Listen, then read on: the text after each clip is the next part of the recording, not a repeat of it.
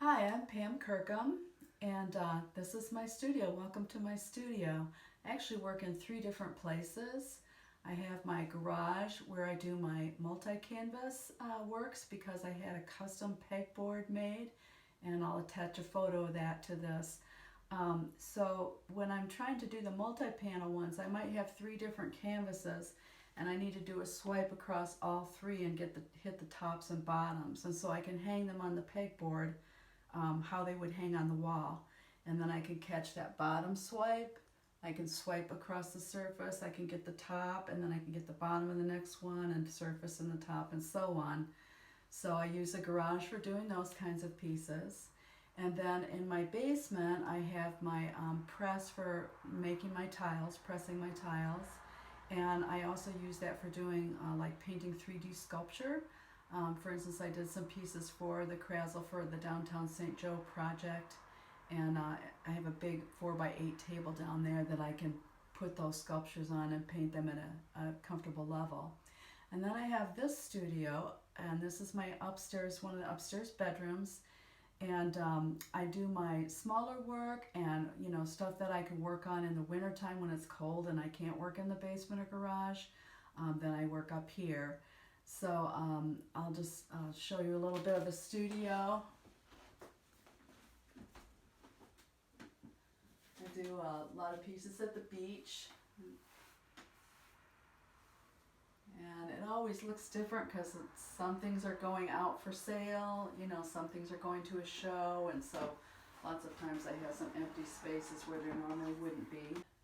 You told me about some recent sales you've had on some original pieces. Can you tell us about that? Yeah, who says the market's down during COVID? It's actually up for me. I recently sold 4 original paintings to 2 collectors that know each other in Brighton, Massachusetts, which is near Boston. One was Butterfly Euphoria. That's from my Fight or Flight series. It's a big 3x4 foot painting. And then I also sold another one, well, 2-piece, it's a 2-piece piece from the same Fight or Flight series, and it's called Flames in the Darkness, and it's a dragonfly, and then the companion piece that goes with it. So it's a little 12x24 and a 12x12 inch piece that hang together. And then I also sold an etching that I did way back when I went to Kendall. And so that's in the process of being reframed. And I did want to say, there probably are a lot of artists watching this, and I was floored when I got ready to mail the large 3x4 foot piece. It requires a crate because the size increases once you bubble wrap it and get all the packaging on there. And it cost $425 to mail this painting. The painting was like $2,343, something like that. But $425 just for UPS to mail this painting. I was floored. But the client had no problem with it. I was a little surprised at that. And so when you mail something like that, if you mail it by UPS will insure it for the full amount, and they're much better about reimbursing you if there was damage if they have packed it themselves. If you've packed it and you send it through UPS, they're going to be really scrutinizing that package and may not pay the full value of the painting that was ruined. So that's just a heads up on that. Make sure you send it to get a signature so that you know it got to the person that you were sending it to. It's a lot of money and you don't want to risk that. Okay. So how do you go about choosing your subject?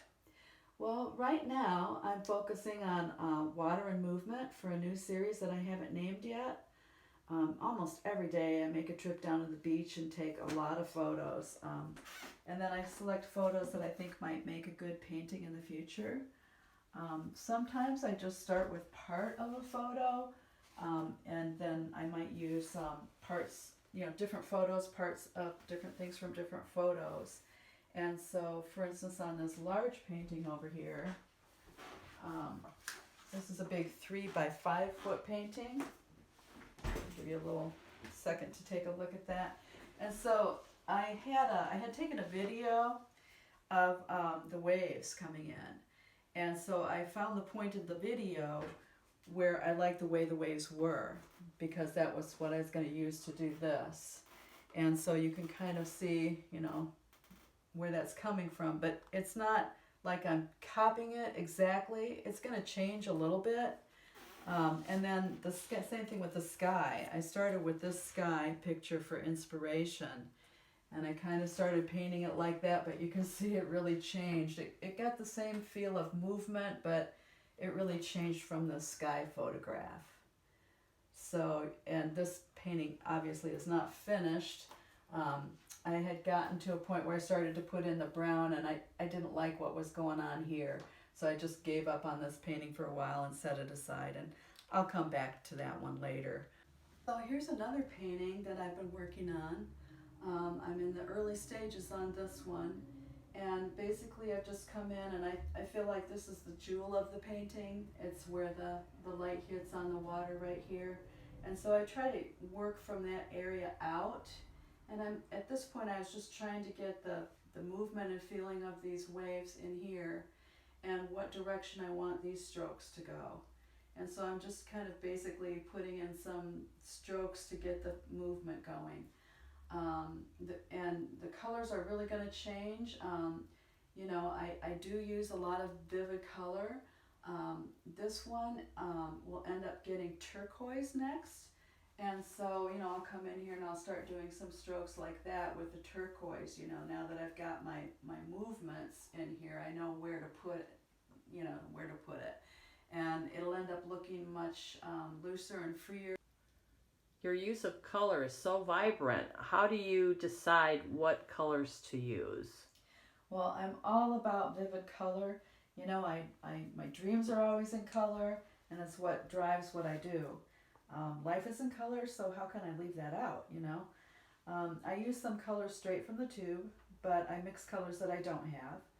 And sometimes I feel like the color is more important than the subject, because color affects the viewer first and makes them feel the mood I'm trying to project. And then analysis of the subject from the viewer comes after that. So that's pretty much my video. Thank you for listening, and have a great weekend.